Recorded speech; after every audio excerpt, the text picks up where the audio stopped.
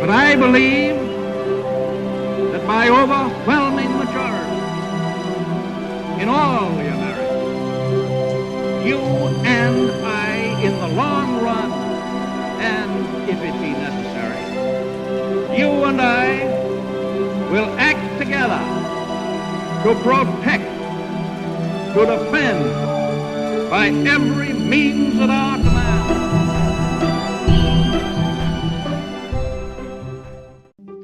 Welcome to the History in Motion podcast, where we discuss leaders, their decisions, and how they shape the world we live in today. In this episode of the History in Motion podcast, we dive into the life of Lord Robert Clive, the mastermind behind Britain's rise in India. He arrived as a failed clerk, but left as the man who won an empire. From battlefield victories to backroom deals, he turned a trading company into a colonial superpower. But at what cost? Stay with us as we explore the ambition, controversy, and legacy of Clive of India. This is the History in Motion podcast. Welcome back, everyone, to another episode of the History in Motion podcast, where we are continuing our journey into the Indian subcontinent and moving forward a little bit from our episode last time about Akbar the Great and looking at a time when the British have entered India and are starting to make a name for themselves with the East India Company, and specifically one interesting leader named Robert Clive, who is very key in the growth of the East India Company. And I think coming into this, for the both of us, we always kind of thought of, the British took over India and the British did this, or even the English did this. And that was kind of always the way I looked at this. And I think what we're really excited to talk about today is how this East India Company is not necessarily the English. It is people from England, a private company who actually takes over an entire country. And then eventually it gets moved over to the British Empire. And I think that's what's kind of the most exciting about this, because when we look at a modern equivalent, if Amazon or ExxonMobil decides to take over a country and just run it, it's very unprecedented in terms of the scale and something that we don't really see. And it's hard to wrap our head around from a modern perspective. Yeah, I think this is one of the more interesting aspects of this conversation, specifically looking at the East India Company. I think, when you cover these types of subjects in history, it's like a one-to-one relationship with the East India Company and the British. It's they're one and the same, but the reality of it is that's not true at all, actually. And the East India Company is a joint stock venture. It's a corporation, operating at the behest, quote unquote, of the British government. But, the devil is really in the detail. And there's a lot of nuances here about, as much as we align or think about the East India Company as kind of this arm of British authority, that relationship evolves substantially over, 100, 200 years until the British government is kind of forced, their hand is forced to intervene with a lot more regulation oversight in terms of where the origins of the East India Company had initially started. And I think contextually speaking, a good place to start is around kind of the context of mid-18th century India. So where we left off, Akbar the Great has kind of unified and consolidated the empire. But fast forward to the mid-18th century, the Indian subcontinent is in a state of profound political and military upheaval. So this once powerful empire is on the brink of collapse, with its emperors reduced to kind of ceremonial figureheads. They're ruling over a very fragmented patchwork of independent and competing states. So there is a bit of a, imperial vacuum that is now kind of open for regional powers to step up. And there are some key players here. You have the Martha Confederacy, which extends its reach across much of India through a series of very aggressive campaigns. They raided northern territories, but even sacked the imperial capital of Delhi and demanded tribute from Bengal, trying to signal their dominance in this power vacuum that was left by the Mughals. Further chaos is unleashed in 1739 when the Nader Shah of Persia invades India. He's looting Delhi and he's carting off the legendary peacock throne and the Kohinoor diamond. This is kind of symbolic blow to the prestige of the Mughal Empire and Indian sovereignty. And then the following decade, an Afghan warlord, Ahmad Shah Abdali, invaded northern India repeatedly, pillaging and destabilizing the region. In Punjab, the Sikhs began asserting military and political autonomy.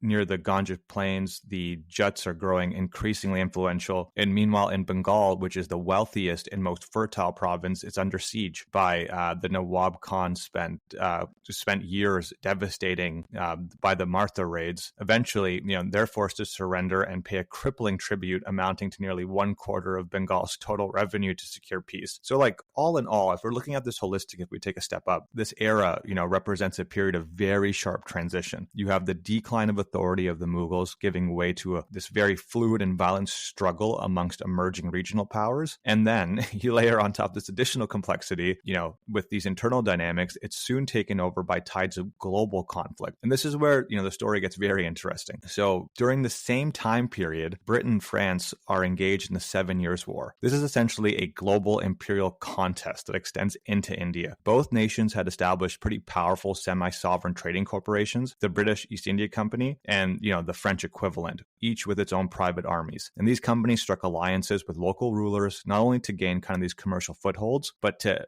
increasingly exercise political and military control. So I think just trying to sum up in my head everything that's kind of going on here is, when we think about the time of Akbar, right? It was just the Portuguese, I believe, who had their small settlement in Goa, starting to do some trading. And really at that time, it was the Spanish and the Portuguese were the only ones who were really at a global scale looking at these, I guess you could call it colonization efforts, international trade. Now we have the French, we have the English, we have the Dutch, we have everybody trying to get in on this. And I think it's kind of just so perfect because when we talked about Akbar and the Mughal Empire, there was just, how many times did we talk about, and they took over this area, but then they rebelled. So we had to go over here and deal with this and deal with that. We talked about how it was kind of a miracle that it stayed in power for so long, but all it needs is one or two dominoes to fall. And there are so many key players internally, but also externally. And one of the things I reading up on, like, why does everyone care about India so much? And so I was looking at just some crazy numbers around like GDP of the world was like 20 to 30% of the entire world's GDP was from India, where for contrast, England was around like 1 to 2% of the world's GDP, at least at this time. And so that just gives you a scale of how much wealth is in this place. And then they also talk about India as well, interestingly, not having a lot of gold and silver, but being loaded with precious gems. And so we always hear about, like you mentioned, carting off massive gems back to Persia. So there is so much happening here, but like this is like the crown jewel. Like it is not it's not a word that's just come out of thin air, right? This is the amount of wealth that is there, but the amount of players that want in on this space is so large internally and externally. And I think that's what makes this so perfect, I would say, for the English, or I should say people from England at this time who are really looking to get rich, because there's so many power vacuums that are coming and going, and there's so much money to be had internally and externally, and everyone's going to want, their piece of that pie. Yeah, I think you made a very good distinction there between the British government, as we often discuss it or talk about in this context, versus people from Britain. And I think there's a very important nuance that we're going to get into right now. So like in summation,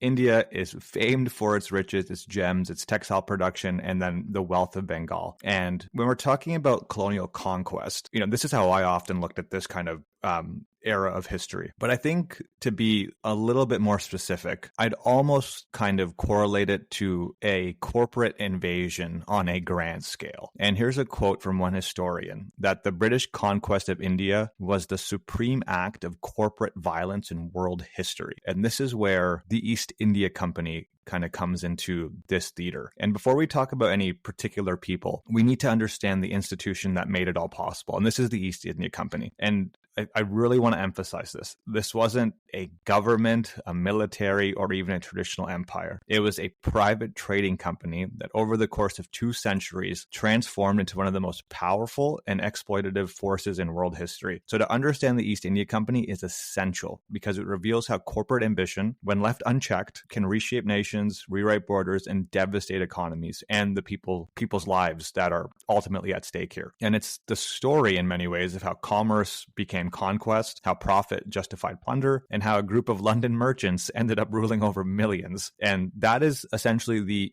genesis of understanding colonial India and the world that followed. So we have to start here. So the East India Company was founded in the year 1600 during the reign of Queen Elizabeth I. It was created through a royal charter, but that's kind of where like the government, oversight and regulation stops and starts. So while it operated under the crown's permission, it was funded entirely by private capital. And specifically, this capital didn't come from anonymous investors. It came from the heart of Britain's political and aristocratic elite. Its shareholders included members of parliament, bankers, senior politicians, wealthy landowners, many of them who used their influence to secure profitable appointments and protect the company's interests in London. But by the mid-18th century, as much as a quarter of the parliament held company shares. This result was kind of a deeply entangled web and structure for those who profit from India, also helped set its policies. So you have this very interesting kind of conflict of interest here, where you have the East India Company that's created by a royal decree. There's not much government oversight. And,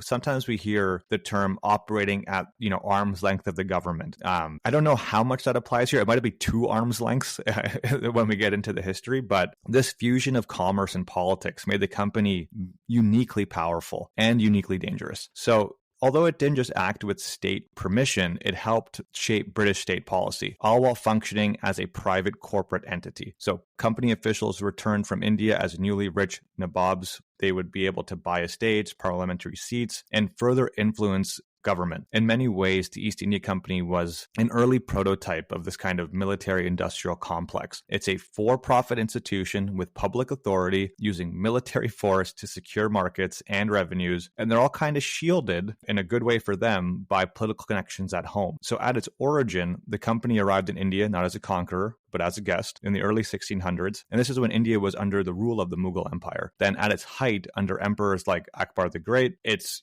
this vast, prosperous, sophisticated realm. And then company agents came seeking trade, textiles, spices, silks, opium, precious gems. And they're granted permission to build trading posts in cities like Surat, Madras, and eventually in Calcutta in exchange for tribute and obedience. So for more than a century, the company played by those rules. They're trading, they're negotiating, and they're steadily expanding its economic footprint. But in the 18th century, like we just said, the Mughal Empire begins to unravel. Central authority becomes very weakened, and India is fragmented in this patchwork of regional powers. You have the Nawabs, the Marthas, the Rajput kings, and the Sikhs. And then the imperial court in Delhi, even though it still existed, those emperors had become kind of figureheads in many ways. So not only is this political vacuum exacerbated internally with regional conflicts, this is where the East India Company steps in. Not just as traders anymore, but they're evolving as power brokers. And at the same time, you have European rivalries, which are playing out on Indian soil between the British and the French. And in India, they backed rival claimants to thrones in regions like Bengal and Carnatic, and turning these local successional disputes into global power struggles. So it's kind of like a proxy war in some degrees as well. And these conflicts, when you kind of take into the theater of the 7 Years' War, push the company from economic protector to political actor. So their kind of evolution is very interesting, from like the tried and true, trading venture into an economic authority that we're going to see ends up actually ruling over India until the British government steps in. This story, just like as you kind of went through all of this, there's so many things that were popping into my head around, this isn't a government-backed, government-funded, if you will, expedition. So I was thinking about Christopher Columbus goes to Queen Isabella and says, I want to go west. Give me money and ships. And she goes, great. You're going to do this on behalf of Spain. Same with the Portuguese king. He's telling Vasco da Gama, go find me a route to India and I will pay you and I will support you. This is very different for a couple of reasons. One, saying this is a bunch of private investors who got together. And also, I believe at this time in England, they had a unique way of splitting up companies with shares, which was very unique for the time. So rich people were able to just kind of throw money and get some ownership in this venture and kind of go off. And I like to think too about the people that are joining up to do these missions. Think of Cortez, think of even Vasco da Gama, hyper ambitious, usually very young, don't have a lot going on for them back home. And so we see a lot of this, especially when there's a story about their first ever mission. And I love this one because back at this time, the British Crown basically said to a lot of ships and hired them as what we call privateers, which is like not technically pirates because you're still doing things on behalf of a government. But basically, if you see a Spanish or a Portuguese ship, you have free reign to take whatever you want.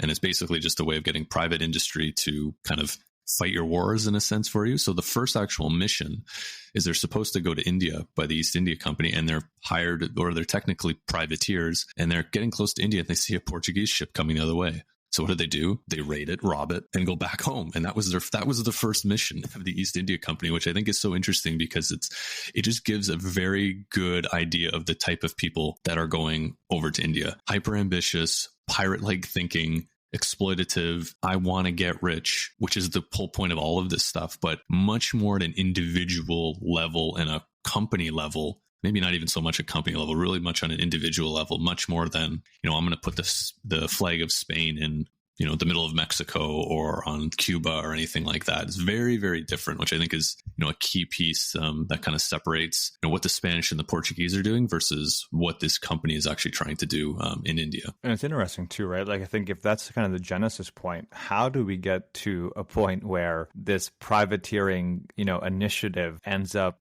more or less ruling over the crown jewel of the British Empire? And I think this is probably a good pivot point during this volatile period to introduce, the main guest of the episode, which is Robert Clive. And, he kind of enters and re-enters the stage in some respect. Yeah, I think that kind of answers your question, right? There's definitely this hyper ambition, but it can't just be a free for all. You need some people to show up and really not just extend their skill, but also be very bold in a lot of situations and a little bit illegal in certain areas as well, because that's what needs to happen in situations like this. So if we look at someone like Robert Clive, he's exactly the type of person that should be joining the East India Company. And we look at him as a young boy. He's grown up into a more of a, what we would call it, a genteel family, a more, formal family, not so rough around the edges, very buttoned up, if you will. But he's a very headstrong kid, known for misbehaving at school, loved to get into fights. He even ran a protection racket in his hometown where he would terrorize shopkeepers by smashing their windows, like total mafia behavior from a kid. Just things where he would, he climbed one of the towers of the church and sat on top of a gargoyle and tried to scare people below him, pretending he was the gargoyle speaking. And so just like, he's that kind of kid. He's just a bit of a menace, but he's fearless, right? He's climbing churches, he's breaking windows and getting into fights with people. And so the way he's kind of characterized is boldness, but a lot of insubordination. Doesn't like to follow rules, but he's going to do whatever is necessary to get what he wants.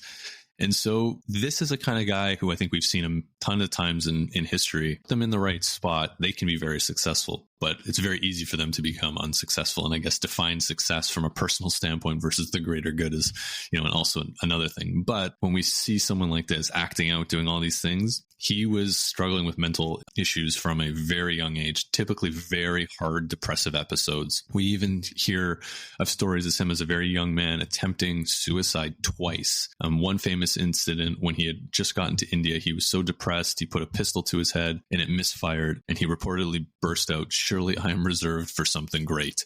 So this is just a young man who's hyper ambitious, bold, but he's outwardly facing, he seems fearless, but inwardly he's got a lot of issues that he's dealing with. And we'll see as his life goes on how these demons are really going to come back to the forefront. It's not something he's never really going to be able to defeat. It's interesting when I think back to other episodes where we've done, I think it in many ways it parallels like the Age of Exploration episodes. And, he does kind of fit the archetype of someone who's going to take on this kind of crazy mission. He's fearless, bold, the image of him, breaking a shopkeeper's window and then going into that shopkeeper's home and saying, "See what happened? Give me 20 pounds. It'll never happen again." It's a pretty bold statement.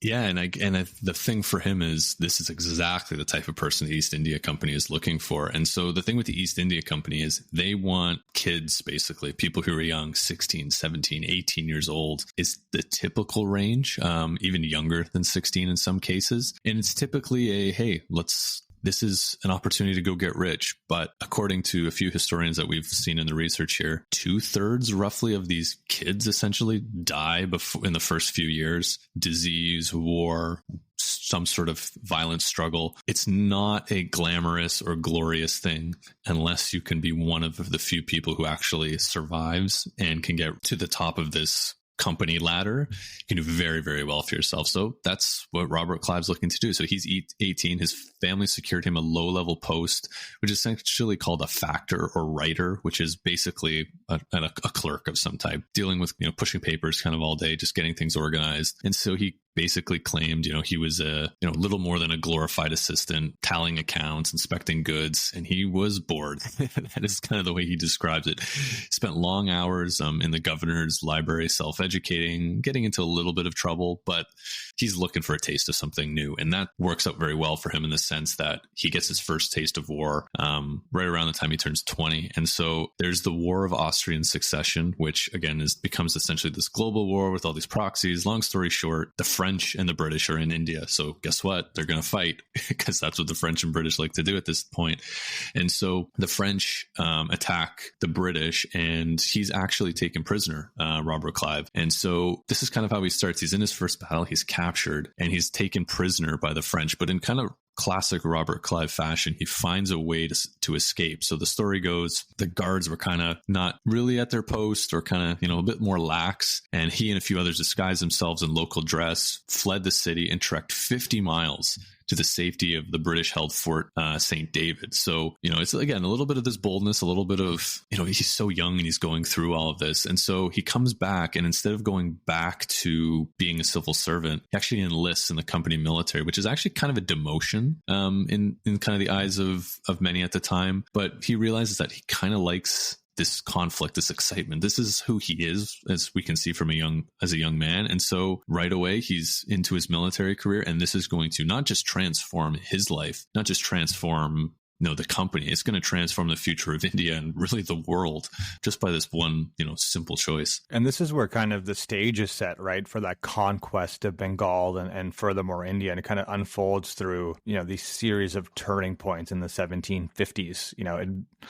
That's like the first domino, him joining the military and kind of getting that experience. Because I think he has some early successes, which makes him a bit more notable and kind of, brings some attention to him that he might have not garnered if he would have stayed in his original kind of clerk position, which I think for the most part, they were just like trained accountants to a certain degree. Yeah, absolutely. And that's what he was until he joined the military here. And so right away, he's got some more opportunities to show his military prowess. And so Fort St. David's attacked by the French once again, and he does very well in this battle and in a subsequent battle where, he's shown for his bravery and his leadership abilities on the battlefield. And the major that he was under, who was named Striger Lawrence, was the company's chief military officer at the time, became his mentor and basically gave him a lot of like really good feedback and caught his eye and said, hey, this guy's got something to him. He's, for such a young person to be able to do what he is on the battlefield, to show the leadership, to show the bravery, maybe a little bit headstrong in some spots, but there's a future here. And so he continues to do this throughout the 1740s. And in 1749, he actually volunteers for a British raid where, he survived a really harrowing defeat and retreat. But again, it's showing that he's getting this experience. And so later that year, they're storming a fort, and he's actually given command of 30 Europeans and 700 sepoys. And sepoys are essentially Indian soldiers who are being hired by the company. And so that's another thing to remember. My thought process coming to this was large British army against large Indian army, thus taking over. That's not the case at all. I think around this time, like there's only somewhere around like 250 to like 500 East India Company like leadership roles within the country. And they're basically doing most of the fighting through Indian soldiers that they're hiring as mercenaries. And so with these big battles that we're talking about are Indian forces typically against other Indian forces being hired by the British or by the local rulers. And that's the types of battles that he's going into. And he's got this boldness and, he's, again, like we said, he's very brave and all of these sort of things. Like you have to be able to get to this point. And he's only 24. And at this point, he's winning battles. He's got command of troops and he's really set a name for himself now. And he's got the trust of his superior officers.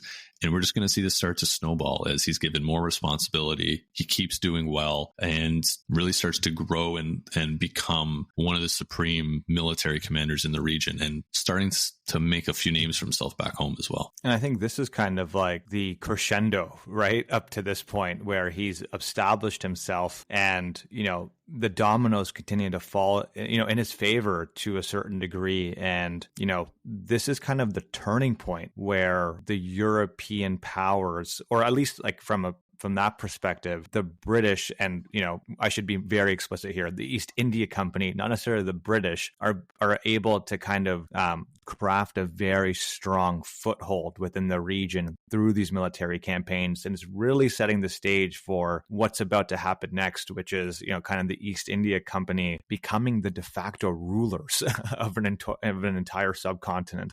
Yeah, and just on the way to getting to that point, I just want to kind of mention, like, how is he able to win some of these battles? What tactics is he using? And it's kind of not anything super innovative in the sense that he's able to just be bold, but exploit the mental kind of thought process of war that Indians have at this time. The Indians are much more, they've got kind of two ways of fighting. One, bribe the heck out of the opposing generals and just not fight, which is one way of doing it. Or the other is, if we're going to fight, it's going to be on a clear day, on a flat grassy plain where everybody's on the same page, and it's going to be more of a show versus a battle. Clive doesn't care about any of that. He's going to bribe people, absolutely, but he's going to attack in the fog. He's going to attack at night. He's going to wait for a thunderstorm. And he's throwing a lot of people off guard because this is just not the way that they're used to fighting. And so he's bringing a little bit more of this, we see Napoleon do this later on, of just trying to fight battles on his terms. And Clive brings a little bit of that flavor, just at a much smaller scale. And so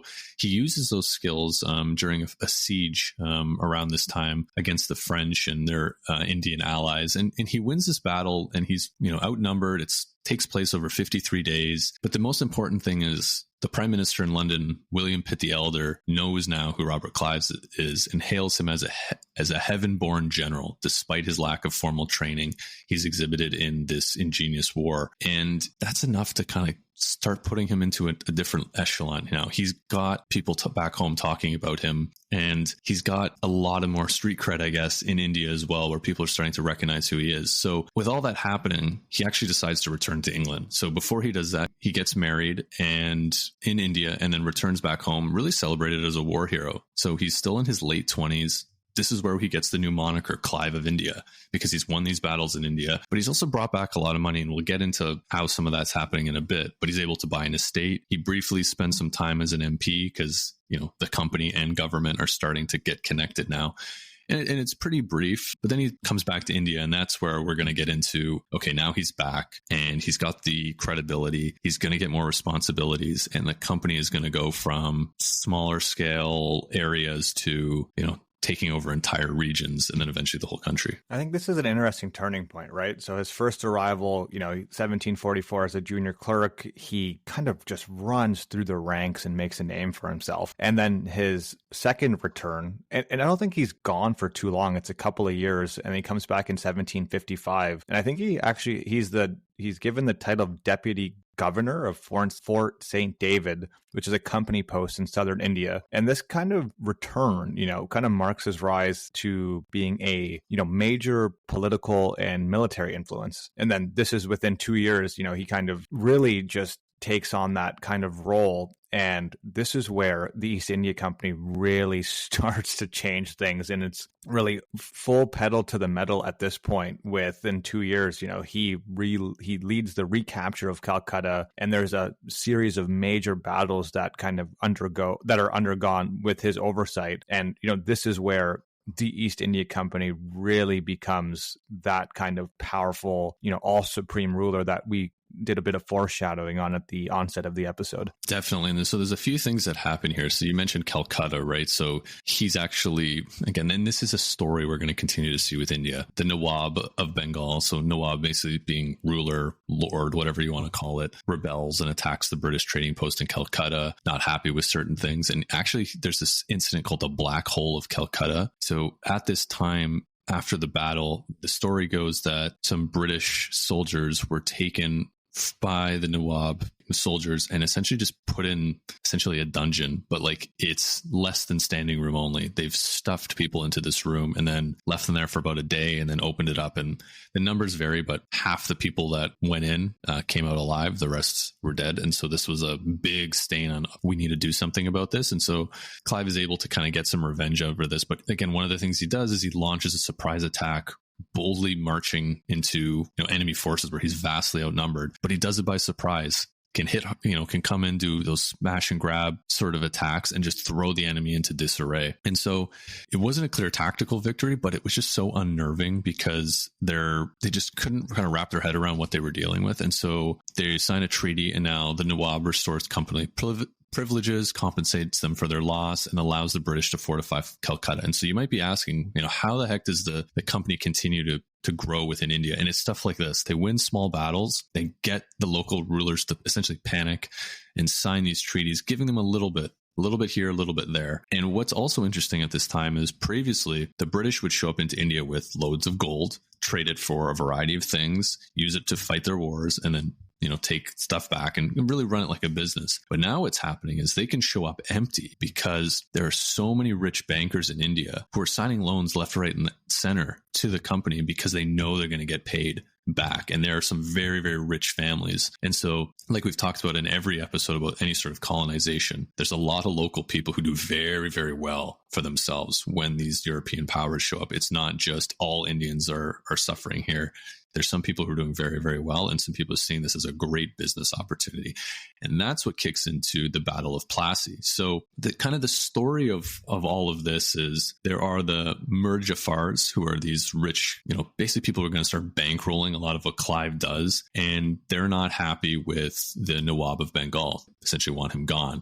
There's some religious elements to it. It's a story for another day, but really it comes down to the Nawab's army was 50,000 men, roughly 50 cannons, versus Clive, who had about 800 European infantry, handful of small guns, and only about 3,000 strong. So big difference, but there's two things that are going for you in classic ways to defeat an army in India. One, the Mir Jafars are very rich, and so they're bribing everybody they can in the Nawab's camp. So that's number one. Number two is, and this is what I love about history, there are so many little small things that could have changed the world. So the night before the battle, there's a huge storm, and the Nawab's troops don't secure their gunpowder. So it's out in the rain, gets wet. So the next morning, they're like, well, we can't use the gunpowder. And we assume the same things happened to our enemy. So we're going to just do a cavalry charge right in because we got so many larger numbers. Their gunpowder's all wet. But what happens is Clive's troops covered their gunpowder, kept it dry overnight. And now they've got guns, and now they've got cannons, and these guys are running at them with horses, and it becomes an absolute slaughter. Clive's side only loses 22 men in the entire affair. The Nawab flees the battlefield and is eventually killed later on. And this is a stunning victory. Like the combination of military strength, but again, also a bunch of generals who are on the Nawab side just defect and don't refuse to fight. So there's a few things that happen there, but like it comes down to, did you cover your gunpowder is really what changed the course of battle, and maybe the course of Indian history, which again, I love to think about things like that, of just those types of small decisions really could change the world. And I think it's important to emphasize this battle, right? Because I think there's a couple of key things that I would stress for our listeners. So we talked briefly, I think, Paul, you mentioned Mir Jafar. So he's a senior command in the Siraj's army, and he's a member of the Bengali political elite at this time. And he kind of becomes a central figure in a conspiracy that ultimately shifted the balance of power in the subcontinent. Like many people of high standing, he's obviously motivated by personal ambition and maybe a little bit of resentment. So he actually struck a secret deal with Clive and the Jagat Seth banking family. And I know you just mentioned like these really wealthy, financiers. So the Jagat Seth is like essentially an equivalent to the Rothschilds of banking at this point. So in exchange, he's promised a throne of Bengal during the Battle of Plassey. And there's a story that says he actually held his troops back as well, ensuring that the Nawab's collapse would happen. And he eventually is installed as a ruler, kind of like a puppet ruler in many ways, but he wields very little power, and he's again serving as kind of this figurehead under British control. But if you take it like thematically one step deeper, what does this moment actually mean for the East India Company, and what does it mean for us as people who are looking back on this historical event? And I think it's kind of this watershed moment when it comes to looking at Indian and British history. The implications of this battle are profound. This is the start of British control. And we talked about it, it's framed as a military victory, which it is, but, it's a corporate coup. Clive's secret deal with Mir Jafar turned a battle into a carefully orchestrated betrayal. It allowed the East India Company to install a puppet Nawab and control Bengal from behind the scenes. And again, Bengal is the richest province in India. So definitely something to keep in mind. And it's the end of independent rule in Bengal. So Siraj, he's defeated, and this marks the collapse of this kind of autonomous governance in Bengal. And from that point on, real authority lays with the company, not with the Nawab. And then there's this kind of windfall for the company when it comes to their finances. The company and its officers extracted massive payments from Mir Jafar for their support. Clive alone took home £300,000. This infusion of wealth ends up bankrolling further military campaigns and helps expand British influence. And essentially, they're setting the blueprint for empire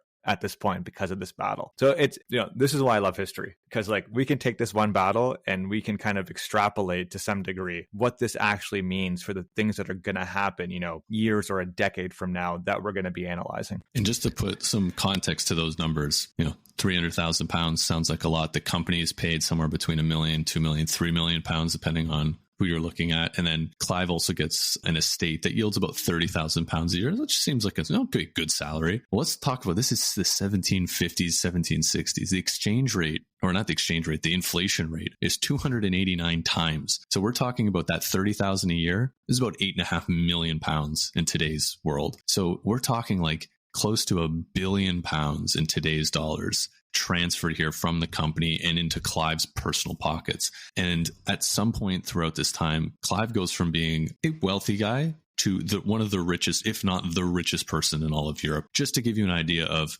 having control over one province in India is making him richer than anybody in Europe. So that just kind of goes to show, like you said, this is the richest province. They've got control. And so now that they have this puppet in charge, remember who your friends are here. Remember who you owe money to. Remember what we did for you. And hey, he's in charge. He's getting what he wants. But essentially what's happening now is they've got control over Bengal. Other regions in the areas have the French have been expelled. The Mughals have been expelled. The Nawab is purely dependent on company support. And now, in Clive's words, he's kind of seeing like, hey, we can do a little bit more here. We can expand a little bit outside Bengal. And so now, under Clive's oversight, the company had obtained internal trade privileges that exempted the company and its employees from many taxes, so their profits are exploding. And now he's also fortified the company's military presence. He's expanded the army with the latest European training and discipline. They're entrenched now, and they're not just there, they're doing very, very well financially due to all of these deals that they made. But the thing is,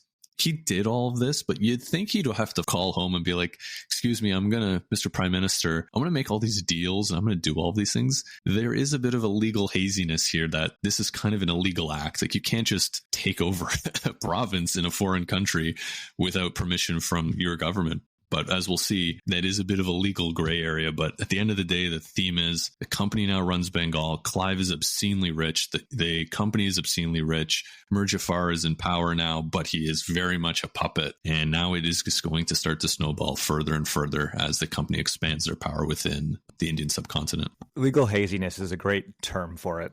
Because, I had this image in my head as you were speaking of like, there's an Amazon warehouse not too far from me. And I'm imagining a reality where Jeff Bezos has a standing army somewhere in Ontario ready to push packages as far as he can. And this is kind of like, it's not going to happen, but this is kind of like a real life example or like potential example of like what they're actually contending with. And it brings up a very interesting question in my mind. How okay is the British Parliament with these moves? To a certain degree, because if you're looking at the genesis of the East India Company, what was their goal? It was to create profit. Their central goal is the profit motive. So in some ways, it's working as well as it can, and money is flowing from the colony back to Britain, and everyone's getting rich, and their power is growing exponentially at this point. But, it's as we're going to see, it's going to become unchecked very soon, and there's going to be some intervention that's required. But, it always makes me think like, who is really implicated here? Is it totally the East India Company, or is it the lack of oversight from the British government that is going to allow this to happen? Because, it's working in the sense that the goal of the East India Company is still being accomplished. And I think this is par for the course with any sort of colony. We saw it with the Spanish too, of Queen Isabella having very strict rules of be nice to the native people. And they did the complete opposite of being very nice to the native people. And then also you see it's just very hard to control a colony from across the other side of the world, especially in this time where it's, if you want to get a message out there, that's months before you're going to get it there. And so I think it is a bit par for the course. But we are starting to get to a time where enough people are going back and forth that messages and reports are starting to go back. And Clive himself actually goes back. And so now he goes back at the peak of his power, ridiculously rich, buys a ton of land in England and Ireland. He re-enters Parliament this time as an MP of his hometown of Shrewsbury. And he's now got his noble title. They give him some sort of title of Ireland and, very British in the way they do their things. Besides the point, he's dealing with that, but he's also dealing with some company power struggles. There's some people trying to fight for control. Again, it's a corporate ladder, corporate governance that, those sort of things have to happen. But people are starting to see the excess of wealth flowing out of India now. And there's now a lot of speculative frenzies in the stock market, this infighting with the shareholders and directors. But Clive is the king of Bengal, essentially. He's the power player in these company politics, and he's fighting battles with the East India Company chairman, Lawrence Sullivan, and he tries to reform the company from within and advocate actually for stronger government hand in affairs, which is very interesting. He's actually going to the parliament and saying, I think you guys, not so from hey, you got to help us out, but there's a lot of money here, and I think it would do really well if the government got involved a little bit more. And shareholders are saying, no, keep, it's a very like a Republican Democrat sort of thing of, keep government hands off our industry. And that's really what the power struggle comes from. And so we start to see a lot of that happening. But back in India, things aren't going so well. This setup that they have is really starting to annoy a lot of Indian people. There's a lot of rebellion, and there's crazy amounts of corruption. There's so much money here and so little oversight that people are stealing whatever's nailed down. They're taking money from here, taking money from there. They're not recording things the right way. And so now we've kind of got this problem that's happening. And he will eventually go back and try to, help with some of this regulation. But I think, Richie, this might be a good point to spend a little bit of time talking about, okay, we're saying they're getting rich. What do we mean they're actually getting rich? Did they take over a factory and now they've got, percentage of the profits? Or are they doing something maybe a little bit more sinister? Are they being much more exploitative? And I think that's kind of the next part of the story is you've got this province and you're going to suck it dry, essentially. And there's a bunch of different ways that they're going to go about and do this. Yeah, this is where there's a bit of darkness over this episode in some respects. And so at this point, Clive's back in England, but he does return. And, we've talked about the Battle of Plassey, and the next notable battle is the Battle of Buxar, and what leads into the Treaty of Allahabad. So in response to company aggression, so we've already kind of laid the foundation. Their military strength is growing fast and quickly, and they are essentially the, power unit in the region at the time. So in response to company aggression, Mir Qasim, who is the ex-Nawab of Bengal, allied with Shah Alam II, who is the, at least on paper, the Mughal emperor, they form a very powerful coalition. And their goal is to push back British expansion into eastern India. So the armies clashed at Buxar in October of 1764, where the British, despite being, outnumbered, decisively defeat the alliance. The victory gave the company an unassailable position in the east. This is where the Treaty of Allahabad in 1765 is signed. This is a crazy moment in history. The Mughal emperor formally grants the company Diwani rights. Essentially, this means that they have the authority to collect revenue in Bengal, Bihar, and Orissa. And the emperor, he becomes a pensioner of the company in many ways. So now there is total reliance on the company. And then the Shua Aldaz territory, which is the eastern region of India, is essentially absorbed into Britain's sphere of influence. This is a massive implication. This essentially legally transforms the company, this for-profit corporation, into a governing power. Again, the example of Amazon running your, provincial government is the only thing that comes close to making this real for our listeners. And it now has imperial sanctions, it has military supremacy, it has economic control without needing parliament or any formal annexation or guidance. Essentially, at this point, the East India Company is de facto ruler of India. That's the best way to put it. They run this place, but they don't necessarily feel that they need to run it, if that makes sense. When you said collect revenue, I think we should break it down to your example with Amazon down the street. It's like Jeff Bezos knocking on your door and saying, Richie, you owe me your taxes for the month. You give him the taxes, and then there's no, well, here's where your tax dollars are going. Well, no, they're going in a ship and they're going back to England, or they're being reinvested in some other business venture that the company has.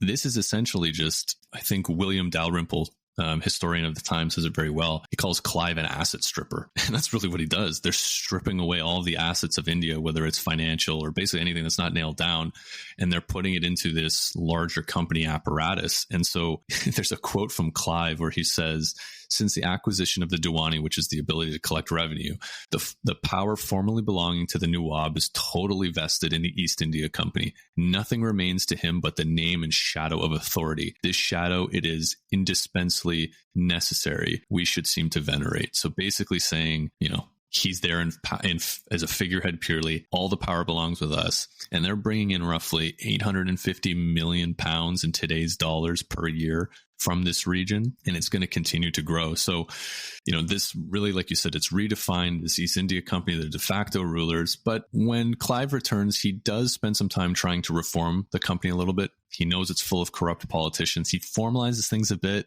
but it doesn't really do much. It's so hard to really break apart this level of corruption. Additionally, where he is more successful is actually formalizing the military. He actually turns the Bengali army into a professional army. At this point, too, there's a bit of a military revolution happening in Europe. And especially if you look at like early 1700s, the way they fought versus like Napoleonic era, we're somewhere kind of closer to the Napoleonic era.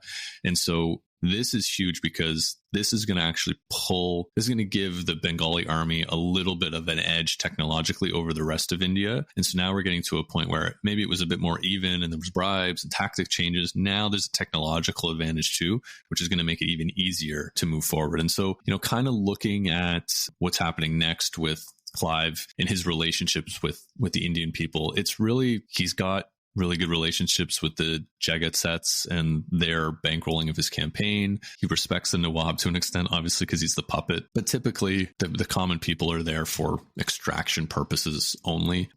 When we say they didn't really govern, they pay the taxes, but there's nothing coming back. If there's a problem, there's no food going back to the people. There's protection. Again, it's almost like a mafia racket in a sense of pay me protection money. If you get invaded, I'll protect you, but you're really on your own. And this is, where we'll start to see things go really south, for the people of Bengal, because if all the company does is extract, eventually there's not going to be anything left. And when times get tough, how much are you going to be able to extract out of this region? Yeah, I think extraction is definitely the name of the game at this point. And I think this is probably a good time to talk about a pretty dark chapter within this episode. So it's the Bengal famine of 1770. And it's one of the earliest and deadliest man-made disasters under British rule, I would say. And, we have to realize that India is, very familiar with droughts and monsoons and famines happening. This is something that previous rulers and emperors under the Mughals have contended with. And they often would,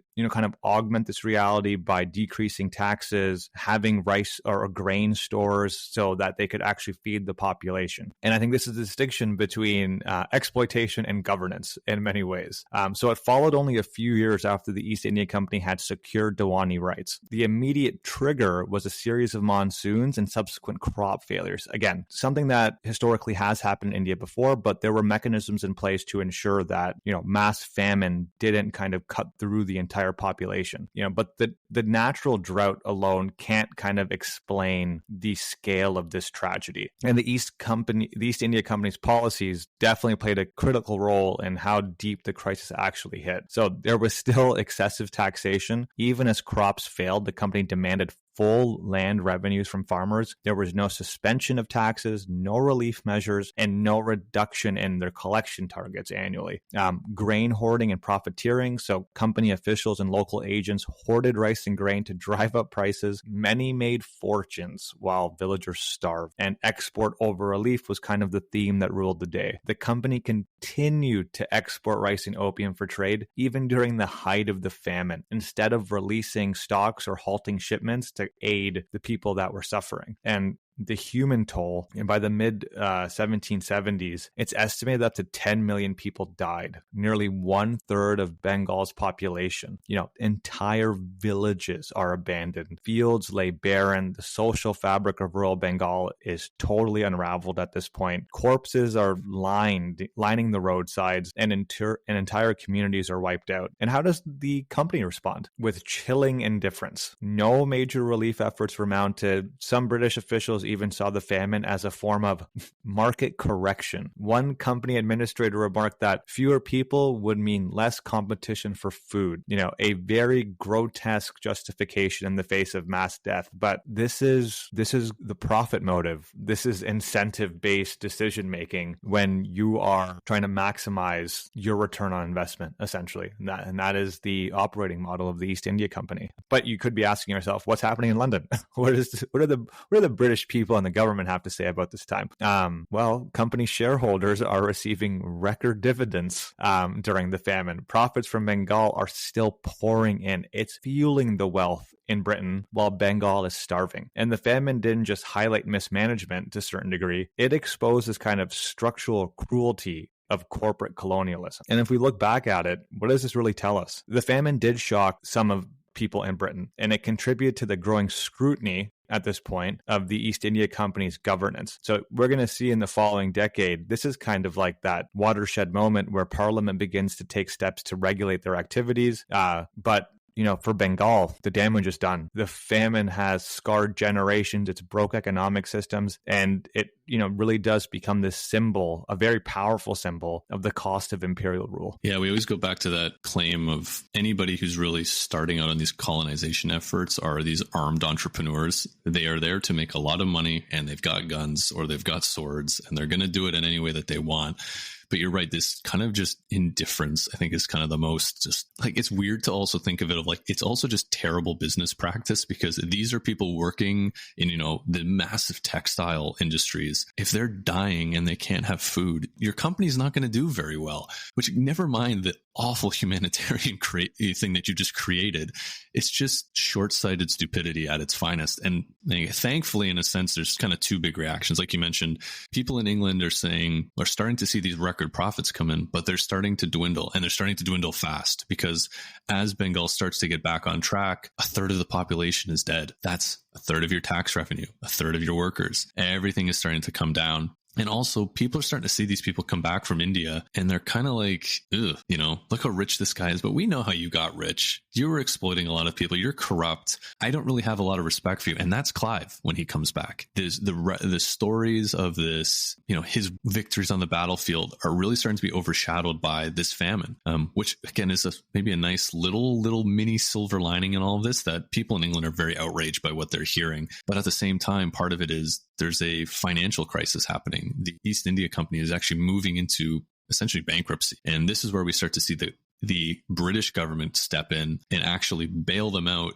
but take over 50% of the company. And this is where we're going to start to see, and something we can talk about in subsequent episodes, on the future of how, the British Raj will be created, and there's more government oversight. And we've seen this throughout time, right? Like when we talked about King Leopold having his personal area in the Congo, and it was just a complete disaster, and the government figured out what was going on, and they basically said, okay, we're going to actually take over and do this somewhat sanely, not just this, crazy thing that's happening. So all of that's really happening, but it's all kind of being funneled at Clive. They're looking at Clive and they're saying, you are the personification of this problem, these wealthy upstarts from India of corrupt practices, and you're actually destabilizing our politics. So, it's kind of how I always look at like Russian oligarchs. If we look at them in the West, you see a Russian really rich person maybe owning, Chelsea or one of these big soccer teams, and saying, yeah, I know how you got your money, and I know it was kind of through backdoor dealings. I know you exploited a lot of people, and yeah, you're rich, but I don't really respect you. That's kind of how they're seeing Clive. And really what ends up happening is he's actually put on trial. There's enough public backlash. The company's in disarray. We've got to basically have a scapegoat at this point. So this is where we're going to start to see Clive go through a bit of a trial and a bit of a fight for his life at this point, not from even just not going to jail, but like he says, we'll see he's fighting, for his honor at this point. Yeah. And I think I shared this quote with you before we started recording. So it's during this inquiry, it's a formal inquiry into his corruption and abuse of power. And one of his most infamous lines, probably throughout colonial history, is when he's defending himself, when he declares, "By God, Mr. Chairman, at this moment, I stand astonished at my own moderation." Essentially is what he's he's saying is that, even considering his staggering wealth that he was able to amass, he's essentially implying he could have taken more, but didn't. And he, acted in some self-control. It was so odd because it's like, I didn't take everything that wasn't nailed down, but I took most things that were nailed down. I didn't tax every village that I could have, but I taxed most of them.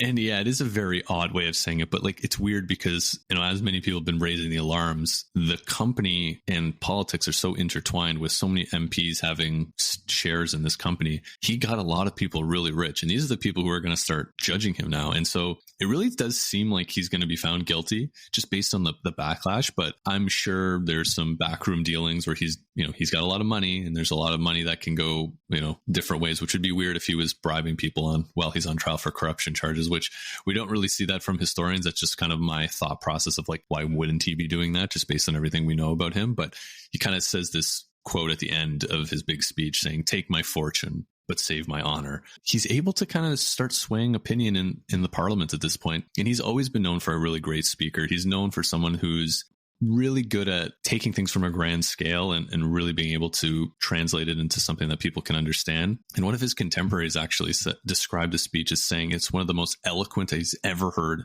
in the House of Commons.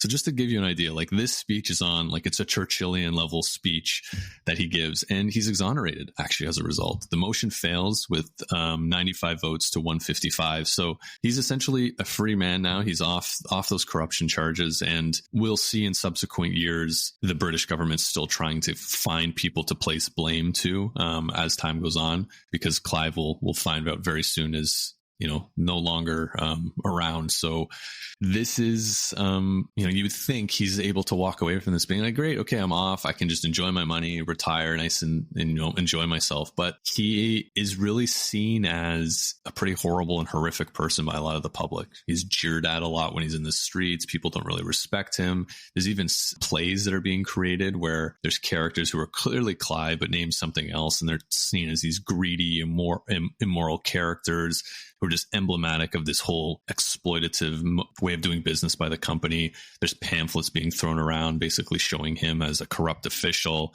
And the one thing we know with Clive is those demons. Remember all the way back when we talked about he dealt with 2 suicide attempts. Those demons are gonna come back, and he's also dealing with some really painful intestinal problems. Some people think it was some bad gallstones. There was a bit of an opium addiction based on a lot of people who came from India, and he's just got a lot of health problems really hitting him here. But he's not the person that he's gone his whole life basically as being this great military leader with lots of respect, lots of wealth, but he's got all this money. And as we know, money can't buy you happiness. And so it's unfortunately those demons come back, and he dies on November 22nd, 1774 in London at the age of 49 by his own hand. So it wasn't officially announced that it was a suicide. It's very scandalous at that time. So his family kind of covered it up, attributed the death to an accident, mix of medication and some other things. Evidence points to suicide because there was a self-inflicted knife wound, or maybe it was an overdose, but pretty clear that it was a suicide. He left no note and was buried essentially in an unmarked grave, no state funeral, and it was just kind of hush hush, and that's the end of Clive. It's crazy how much or how fast the optics can change around someone. He goes from this massively strong, important figurehead to someone of very little obscurity. And there's a statue erected of him in London in 1912, and people read about him, and the pre-colonial or in the colonial era with a lot of emphasis and power about the story of this man who kind of opened up India for the colonial empire. But in some respects, there's a couple of good quotes here about like post-colonial historians. And there's one from William Dalrymple, who called Clive's conquest the supreme act of corporate violence in world history. Yeah, I think that's the best way to put it, really. And I think we talk so much about these, again, armed entrepreneurs going into these colonial, essentially, areas just to try to get rich. And most of them die in some sort of obscurity. That's typically, like even Cortez, like when he comes back to Spain, doesn't really, kind of just dies in obscurity a little bit. And you see all these conquistadors, charging into the jungle, looking for some city of gold, dying of some sort of illness. It is kind of fitting for someone like Clive to, be at this height, but also time catches up with you. You can't exploit forever without it kind of catching up with you, especially at this time period, which again, for as terrible as everything is, it is just nice to, you start to see the change in history. Like if this was 500 years ago, they'd be like, well done there, Clive. Keep bringing in the money, right? And again, I mentioned he kind of ran like this, like a bit of a mafia racket. And this is kind of what everything seems here. And there's a quote from The Sopranos where somebody says, you're only as good as your last envelope, meaning how much money are you kicking up to the boss? And in Clive's case, yeah, you're making a lot of money. You're making a lot of people happy, but now people's jobs are at risk. Now people aren't making as much money anymore. There's no reason really to be loyal to someone like him, just based on the type of person that he is and what he's done. And it very, very quickly, the people that you thought were in your corner, are not going to last, especially with just, you're not building relationships in the same way. So it is odd too, to say like, is he someone that the British, if they're erecting statues over and are, yeah, sure, he opened up some pathways, but is he someone you really want to celebrate? We don't like to typically judge on this podcast, but I think you can tell, but it's just kind of where I'm going with this, that, if it wasn't him, maybe it was somebody else, but I don't know if it's something necessarily that you'd want to celebrate, despite how it really transformed the British and the British Empire. Yeah, I think his legacy remains pretty controversial. That's probably a light way of putting it. And I think as optics change and as people look more critically on the colonial legacy of Britain and India, it's figureheads like Clive where you can kind of pinpoint where things went wrong and why government oversight and intervention is very important so things don't run amok. And I think there's also some silver lining here around understanding the role and impact these massive corporations and joint stock ventures can have when they can kind of implicate, policy and governance without having any formal insight or actual government authority. So I think it's a tale to be wary of as we continue through our time in world history, but nonetheless, a very interesting story, a lot of lessons to learn from it. And I think, Clive will probably remain a very controversial figure from here on forward. Definitely. There's an element of being ridiculously successful, but,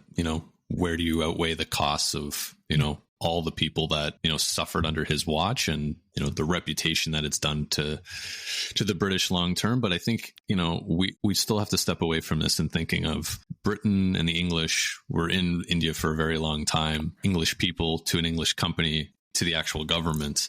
And there's a lot of time periods, and we talk about how it all ends, and it ends in disaster with the partition. So it is a story that, has its ups and downs, but it's never something that I think, you're going to look back on any time and say, yeah, everything was running really rosy for everybody. But it really comes back to people like Clive and the company who are just ambitious, and they're going to take what they want until someone tells them that they're going to have to stop. And again, that is the story of, European colonization, for the greater part of a few centuries. So yeah, Clive he's going to be controversial for a long time, and I'm sure we're going to get into more, colonial lords and some of these companies in the future. But yeah, it's certainly an interesting theme that we're going to keep seeing, as we move along. Yeah, I think it's a great way to end this one. Awesome. Thanks, everyone. Thanks, everyone.